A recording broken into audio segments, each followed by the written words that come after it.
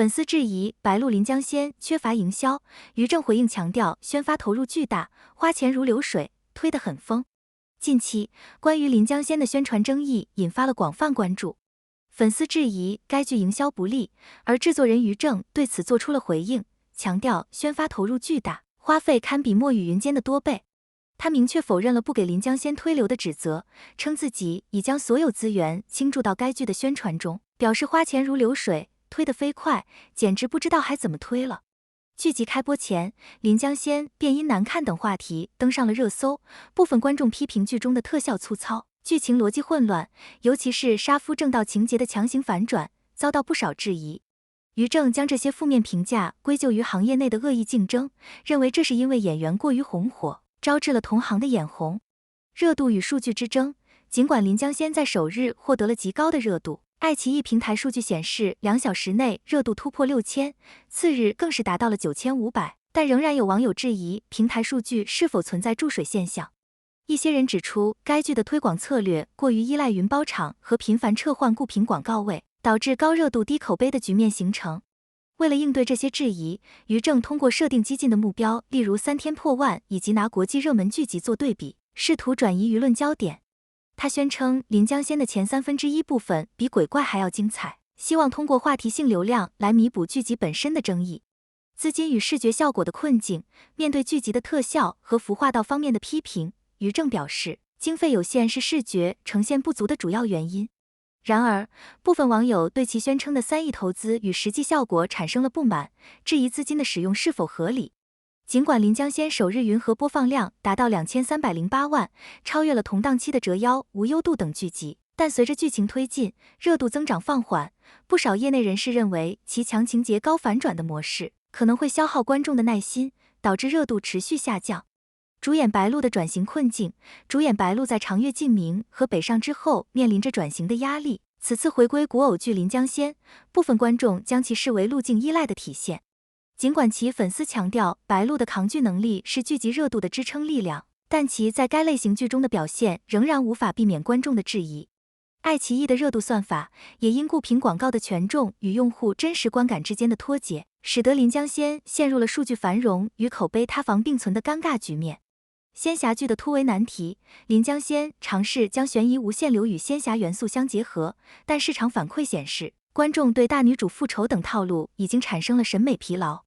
想要打破这种困境，剧集需要在内容上做出更为实质性的创新突破，而不仅仅依赖老旧的套路来吸引观众。于正对此回应道，这么大力度的营销，粉丝还不满足，难道还想怎么做？看看每天多少热搜，抖音上也是，宣发已经够大了。况且我自己每天几乎都住在热搜榜上，简直相当于拥有了一个宣发团队。然而，尽管宣发做得再大，剧集的质量始终难以掩盖，主演的演技也未能支撑剧集的质量，观众的流失最终使得宣传效果无法持久。于正的不愿承认与剧集的沉浮，面对剧集的种种质疑和负面评价，于正始终未曾承认临江仙的失败，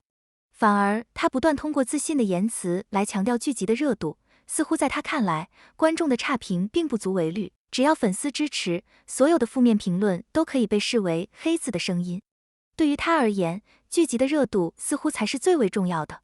然而，对于白鹿而言，临江仙无疑是一场挑战。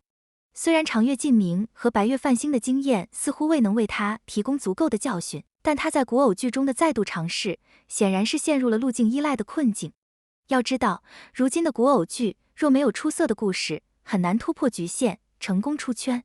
回顾那些成功出圈的古偶剧，例如《九重子》、《无忧渡》和《燕回时》，这些剧集的制作成本并不高，宣发也没有做得十分铺张，但却凭借精妙的剧情和观众的自发安利，成功打破了观众的期待限制。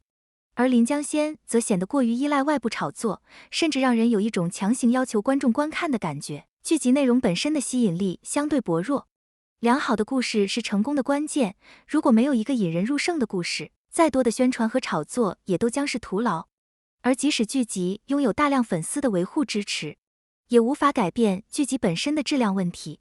临江仙所采取的仙尊爱上小趴菜这一套路，是否已让观众产生审美疲劳？如果未来有更好的剧集出现，这部剧势必会被迅速取代。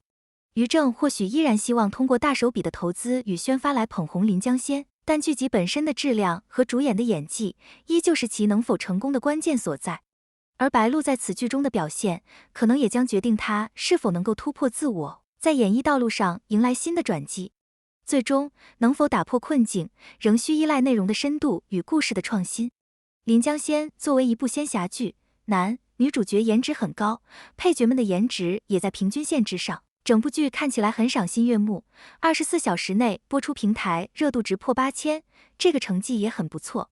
临江仙中，白九思与李清月的感情非常的好磕，李清月对白九思一见钟情，被白九思救的时候，两个人不小心亲了一下，李清月打算对白九思负责，还给白九思下了聘礼。很快，两个人举行了婚礼，李清月如愿嫁到了天庭。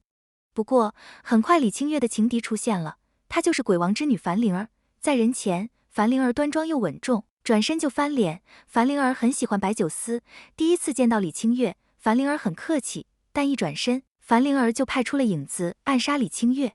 临江仙中，白九思是由曾舜晞饰演，曾舜晞是1997年出生，李清月是由演员白鹿饰演，樊灵儿是由演员何瑞贤饰演，而白鹿与何瑞贤都是1994年出生。剧中，李清月与樊灵儿都与白九思有感情戏，同样喜欢白九思，因为剧情不同，剧中人设不同，白鹿与何瑞贤的演绎也有很大的差别。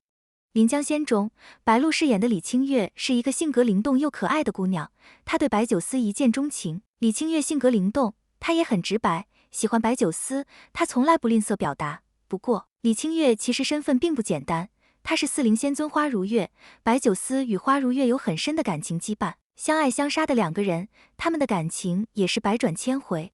花如月变身为李清月，白九思一直觉得这是花如月的阴谋，但白九思还是爱上了李清月。临江仙中，李清月出场是一个有点迷糊又很机灵可爱的姑娘，从妆造到人设，演员白鹿都与角色很贴合。31岁的白鹿演绎灵动的少女，观众一点也不会觉得违和。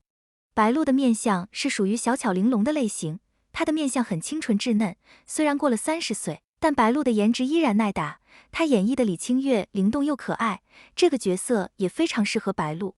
再说说临江仙中的樊灵儿，樊灵儿飒爽英姿，她是一个很能干的女子。樊灵儿对白九思有很深的感情，不过白九思喜欢的是花如月，这让樊灵儿心生嫉妒，性格越来越乖张，心里也越来越阴暗。尤其是当李清月出现的时候，樊灵儿极度的发狂，她立马决定杀掉李清月。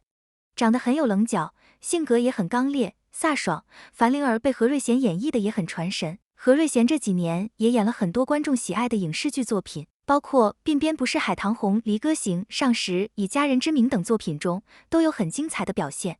何瑞贤与白鹿同岁，不过两个人的面相却有很大差别。白鹿长得小巧灵动，明艳中又带着清纯，她与李清月这个角色也很贴合。而何瑞贤长得端庄大气，他是属于飒爽英姿的气质。何瑞贤的长相也很适合反派。临江仙中，何瑞贤演绎的樊灵儿也很出彩。